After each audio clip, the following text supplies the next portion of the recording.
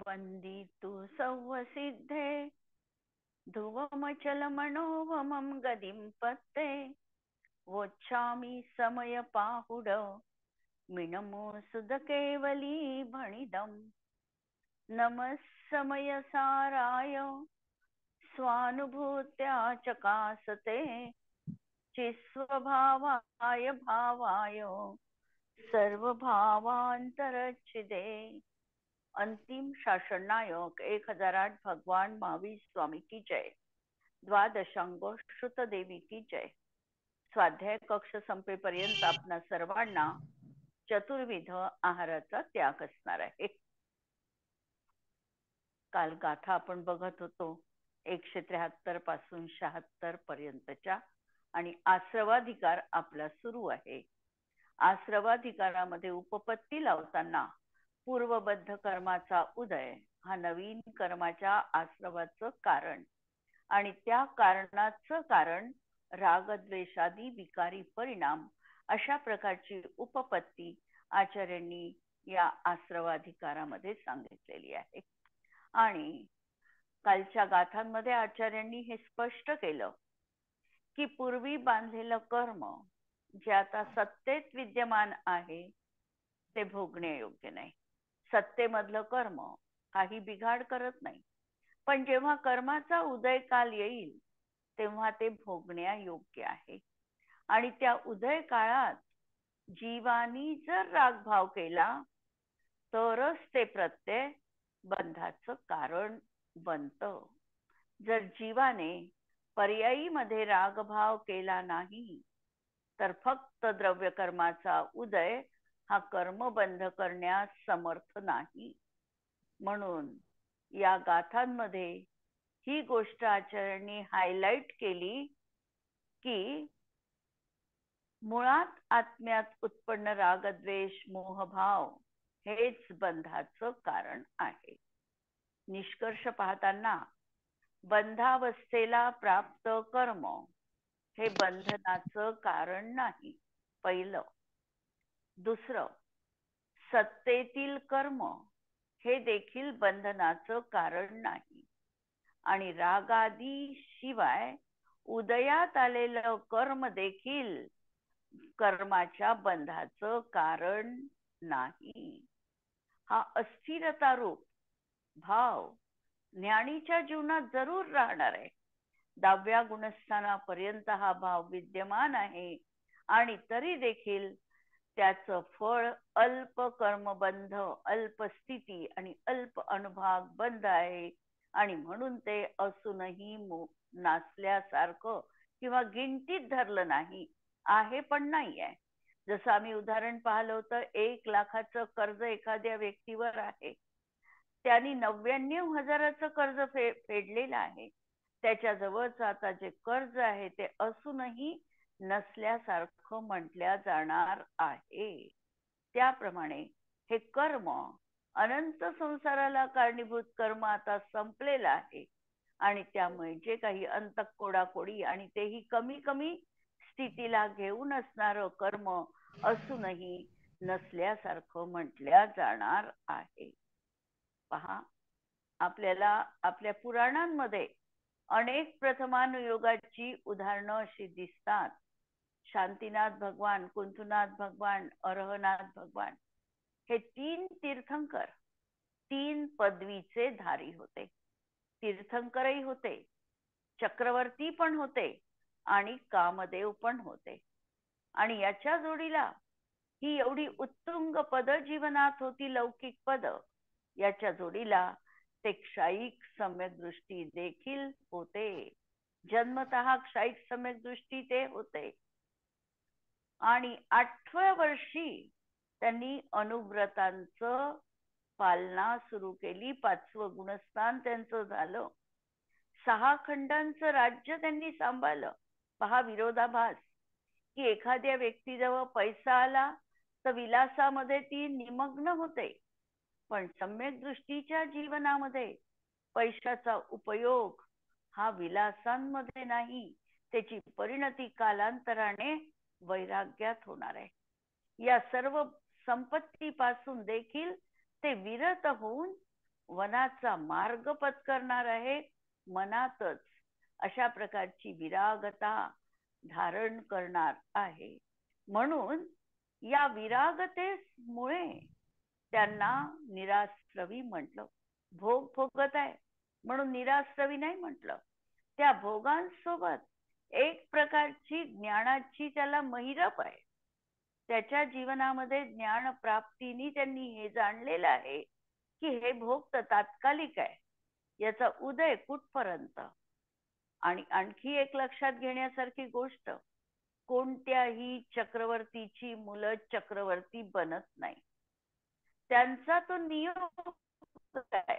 आम्ही आमच्या मुलांबाळांसाठी किती इस्टेट ठेवू असं आम्हाला वाटतं, पण ती इस्टेट त्यांच्या पुण्याचा उदय असेल तरच ती राहणार आहे. आम्ही ठेवल्याने ती राहणार नाही. चक्रवर्तींच्या जीवनामध्ये माझ्या मुलांसाठी हे साम्राज्य टिकलं पाहिजे हा भाव नाही. त्यांना हे माहिती आहे, शाहीक सम्यक दृष्टी असल्यामुळे त्यांना हे ज्ञात होतं की संपदा ही फक्त माझ्या सोबत राहणार आहे. माझं जर निर्वाण झालं, मृत्यू झाला, तर ही संपदा देखील क्षणार्धात नष्ट होणार आहे. जे आयुध शाळेमध्ये चक्ररत्न प्राप्त झालं, तीर्थंकराचा नियोग संपला की चक्ररत्न देखील निघून जाणार आहे. हे सगळं संपदा दुसऱ्या पिढीमध्ये देखील ते पोचवू शकत नाही. त्याचा पुण्याचा उदय जसा असेल त्यानुसार त्याला संपत्ती मिळते. आणि चक्रवर्ती क्षायिक सम्यक दृष्टी असल्यामुळे याला ते यथायोग्य जाणतात, मांडतात. आणि म्हणूनच ते कर्म सद्भाव असतानाही निराश्रवी म्हटल्या जातात. एवढी अशा प्रकारची भावांची एक विचित्रता म्हणा किंवा अद्भुतता म्हणा सम्यक दृष्टीच्या जीवनात असते की आहे सगळं, पण असूनही ते त्याच्याविषयी उदासीन, शरीर याच्याविषयी, वैभव याविषयी ते अत्यंत उदासीन आहेत. काल आपण भावार्थ वाचता वाचता ठेवलेला होता की जोपर्यंत स्वामित्व भावनेने जीव कर्मोदयामध्ये युक्त होतो तोपर्यंत तो कर्माचा करता आहे. जेव्हा तो मांडतो स्वतःला की मी याचा स्वामी आहे, मी हे कर्म करतो आहे, तोपर्यंत तो त्याचा करता आहे. वास्तविकतः दोन गोष्टी आम्हाला पाहायच्या आहे, द्रव्य कर्म आणि भाव कर्म. द्रव्य कर्माचा करता कोण असा प्रश्न केला तर अज्ञानी देखील द्रव्य कर्माचा करता निश्चयाने होत नाही. कारण द्रव्य कर्म पौद्गलिक आहे, पौद्गलिकाचा पौद्गलिकच करता असणार आहे.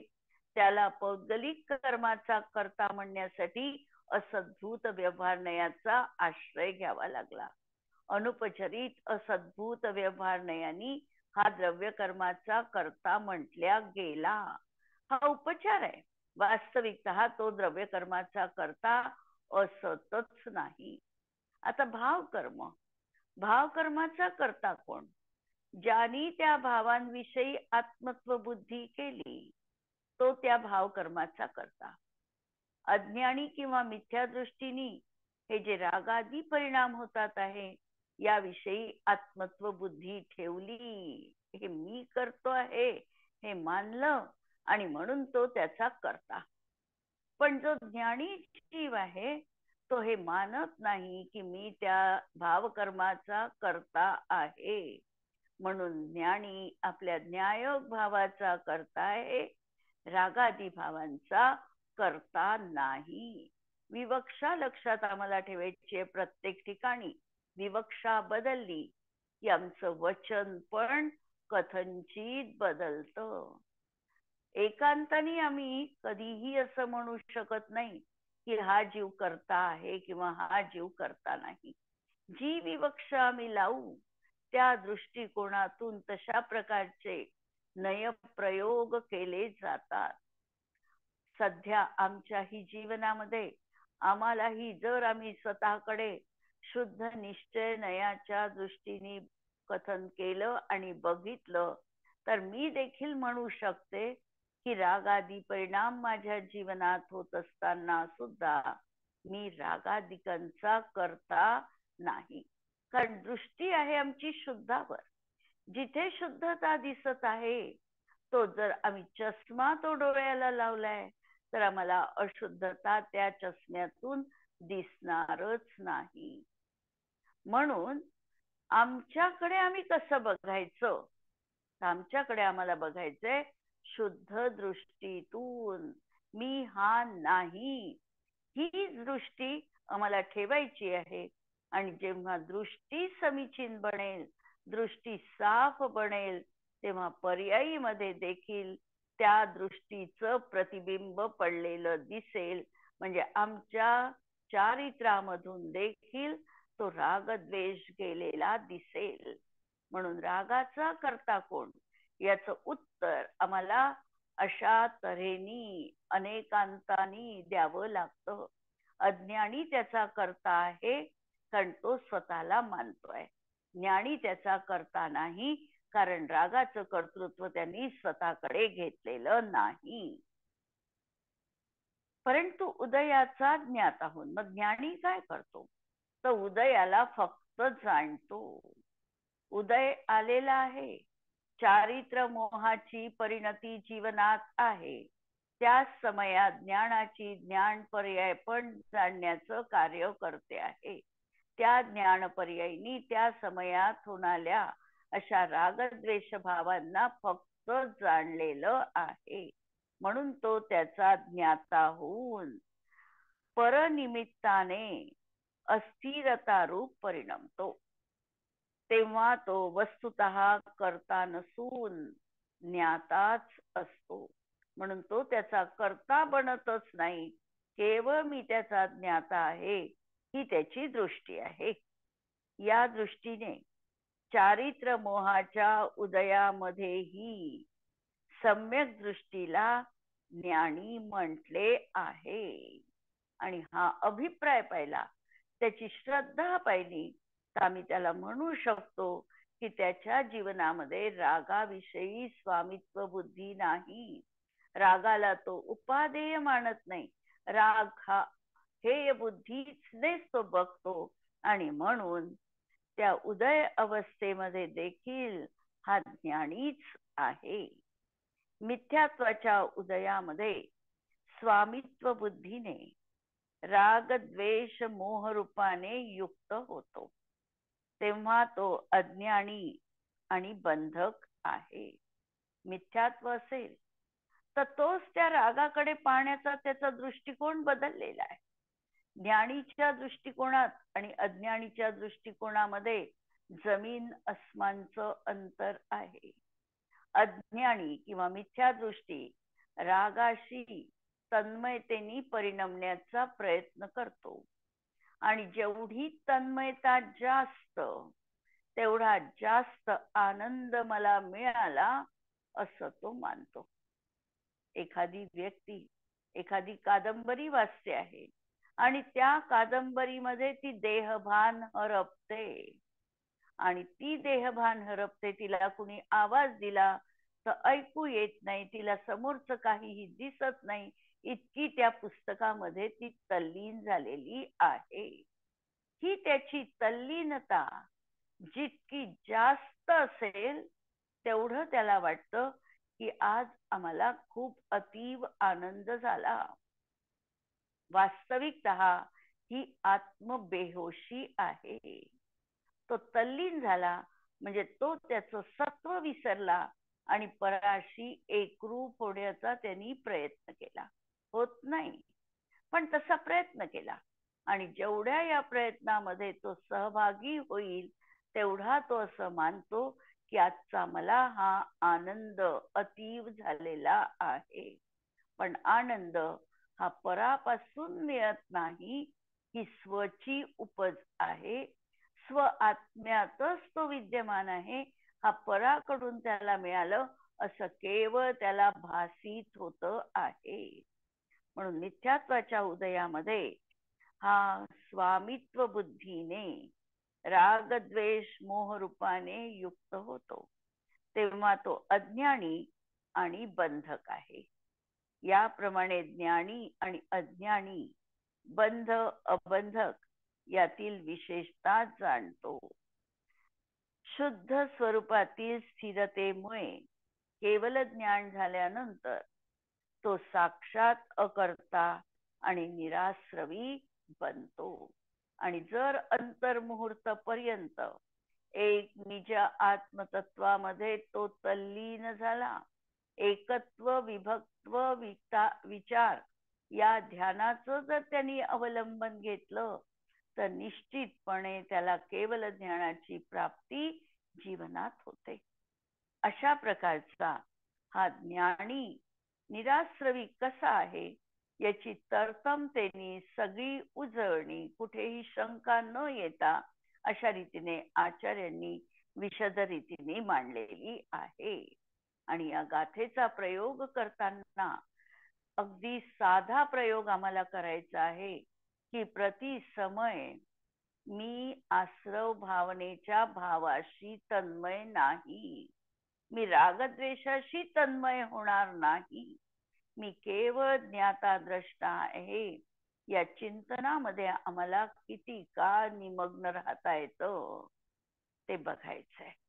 प्रयोग आहे आमच्या जीवनामधला. आणि प्रयोग ही काही एका क्षणामध्ये घडणारी घटना नाही. याला तर सातत्य पाहिजे, याला तर रिझल्ट मिळेपर्यंत त्या प्रयोगाची पुनरावृत्ती पाहिजे. प्रयोग करायचा, रिझल्ट नाही मिळाला तर परत पहिलेपासून स्टार्ट करायचं. आणि प्रति समय आम्ही सजग राहू शकतो का? मी न्यायक स्वभावी आत्मा आहे. राग माझ्या जीवनात मला काहीही बिघडविण्यासाठी समर्थ नाही. ही वारंवार वारंवार आत्मसमुपदेशन जीवनात करणं हाच या गाथेच्या अनुषंगाने आमचा प्रयोग असणार आहे. यानंतर अमृतचंद्र आचार्यांनी कलश ठेवलेला आहे, 118 नंबरचा कलश. कलश पहा. विजहती नहि सत्ताम प्रत्यया पूर्वबंधा बद्धा समयमुपसरन्तो यद्यपि द्रव्य रूपः तदपि सकल राग द्वेष मोह व्यदासात् अवतरति न जातु ज्ञानिन कर्मबंध. काय सांगतात? यद्यपि पूर्वी अज्ञान दशेमध्ये बांधलेले आणि आपल्या समयानुसार उदयात येणारे द्रव्यरूप प्रत्यय आपली सत्ता सोडत नाही. ते तर आहे, अवस्थित आहे, ते निघून कसं जाणार? उदयात आल्याशिवाय ते निघूनही जात नाही. आणि म्हणून ते आमच्या जीवनात बांधलेलंही कर्म आहे, त्याचा उदय पण येतो आहे. आणि अशा तऱ्हेने ज्ञानी, तथापि ज्ञानीला संपूर्ण रागद्वेष मोहाचा अभाव झाल्यामुळे त्याला कर्मबंध कदापिही होत नाही. यद्यपि पूर्वबद्ध द्रव्यरूप द्रव्य प्रत्यय, जरी पूर्वी बांधलेले असे द्रव्यकर्म हे समयम अनुसरंत, समयाला अनुसरून उदयात येतात, सत्ता रूपात जीवासोबत राहतात, तरी देखील संपूर्ण मोह राग द्वेषादी परिणामांचा अभाव असल्यामुळे ज्ञानी जीवाला कर्मबंध होत नाही. ज्ञानीलाही पूर्वबद्ध कर्म विद्यमान आहे, ते यथाकाल उदयातही येतात, परंतु ज्ञानीला कर्मबंधाला ते कारण होत नाही. कारण ज्ञानीला संपूर्ण रागद्वेष मोहाचा अभाव आहे. येथे रागद्वेषाचा संपूर्ण अभाव बुद्धिपूर्वक अपेक्षेने समजावा. जो आम्ही बुद्धिपूर्वक आणि अबुद्धिपूर्वक भेद बघितला, तर बुद्धिपूर्वकाची एक व्याख्या केलेली होती की बुद्धिपूर्वक कुणाला म्हणायचं, तर ज्याचं मिथ्यात्व आणि अनंतानुबंधी आहे त्याचा बुद्धिपूर्वक, आणि ज्याला अनंतानुबंधी आणि मिथ्यात्व नाही त्याचं कर्म हे अबुद्धिपूर्वक आहे. आता ज्ञानी आहे म्हणजे चौथ्या गुणस्थान पासन आहे, म्हणजे त्याला अनंत अनुबंधी आणि मिथ्यात्व नाही. त्यामुळे त्याचं जे काही रागद्वेषादी परिणाम आहे हे अबुद्धिपूर्वक म्हटल्या जाणार आहे. सम्यक दृष्टी ज्ञानी आहे. ज्ञानीने सुद्धा पूर्वी अज्ञान अवस्थेत बांधलेल्या द्रव्यासवाची सत्ता त्याच्या जीवनात विद्यमान आहे. ते आपल्या उदयकाली उदयात येतात. एक तर उदयानुसार उदयात येतील, कदाचित उदीर्णेनुसार उदयात येतील. पण ज्ञानीला ते द्रव्यासव नवीन कर्मबंधाचं कारण नाही. कारण ज्ञानीला समस्त बुद्धिपूर्वक रागद्वेषाचा अभाव आहे. श्रद्धा अभिप्रायाने ज्ञानी याला रागद्वेष नाही. चौथ्या गुणस्थानापासून 13व्या गुणस्थानापर्यंत अपेक्षेने आश्रव निराश्रव लावावे लागतात. अंतरंगात आत्मतत्वाबद्दल रुची आहे म्हणून त्यामुळे अल्पराग आहे आणि तो गिनतीत धरत नाही. आणि या गाथेच्या अनुषंगाने आम्ही कलशाच्या अनुषंगाने ही विशेषता आम्ही सांगू शकतो की सम्यक दृष्टीला शुभ किंवा अशुभ भाव दोन्ही भाव आहे. जसं आता श्रीकृष्ण युद्ध करत होता किंवा रामानी युद्ध केलं लक्ष्मणासाठी, रामानी युद्ध केलं रावणासोबत, आणि दोघही हे सम्यक दृष्टी होते. श्रीकृष्ण देखील क्षायोपक्षमिक सम्यक दृष्टी होता, राम तर क्षायिक सम्यक दृष्टी होता, पण त्याला रावणासोबत युद्ध करावं लागलं. अशुभ भाव त्याच्याही जीवनात आले.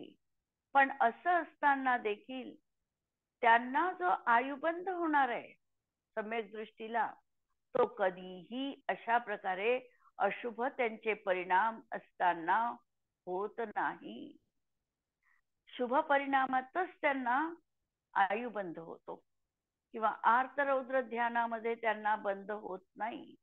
जेव्हा धर्मध्यान त्यांच्या जीवनात आहे त्याच वेळेला त्यांना आयुबंध होतो. म्हणजे सम्यक दृष्टी चौथ्या गुणस्थानवरती जीवाला देखील 2 धर्मध्यान असतात. आर्तरौद्र ध्यान पण त्यांना आहे, एकही ध्यान त्यांचं हे गेलं नाही आर्तरौद्र, पण आर्तरौद्र ज्ञान त्यांच्या मनात सुरू असेल तर त्यांना आयुबंध होत नाही. असा हा अचिंत्य अलौकिक महिमा हा सम्यक दृष्टीच्या जीवनात आम्हाला दिसतो. आणि याचं कारण स्पष्ट आहे. काय कारण आहे? तर जो मनुष्य आहे त्याला सम्यक्त्व प्राप्त झाल्यानंतर नरक पर्याय, तिर्यंच पर्याय किंवा मनुष्य पर्याय मिळत नाही. त्याला मिळते ती देव आयुच मिळते. दुष्कुल विकृताल्प आयुर दरिद्रतांच व्रजंती नाप्य व्रतिका.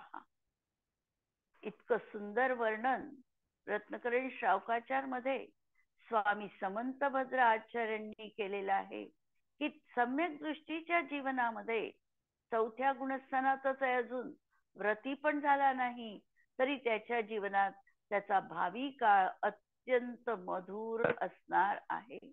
ओजस तेजो विद्या वीर्य यशो वृद्धी विजय विभव सनाथा महाकुला महार्था मानव तिलका भवंती दर्शन पूता.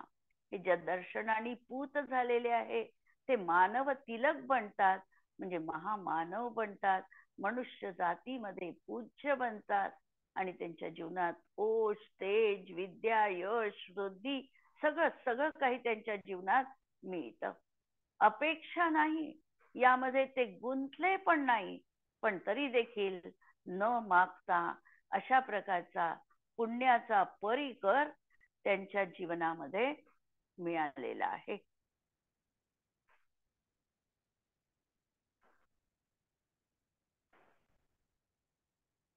आणि याबद्दल, या कलशाबद्दल आचार्य पंडित बनारसजी दासजी लिहितात, पूर्व अवस्था जे कर्म बंध किने सब, तेई उदे आई नाना भांति रस देत है, केई शुभ साता केई अशुभ असाता रूप, दुहुसोन राग न विरोध समचेत है.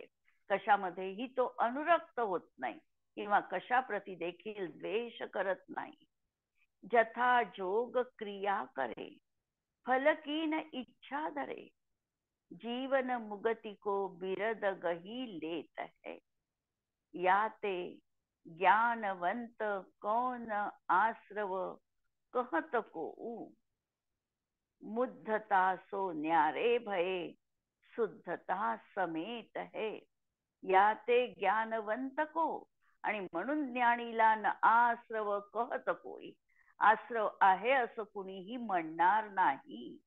मुद्धता सो न्यारे, कारण मिथ्यात्वापासून तो अलग आहे, पृथक आहे. आणि भये शुद्धता समेत आहे, आणि त्याच्या जीवनात आता शुद्ध म्हणजे एकदेश शुद्धता सम्यक दर्शनासोबत प्रगट झालेली आहे. कारण आता त्याचा श्रद्धा गुण हा समीचीन झालेला आहे.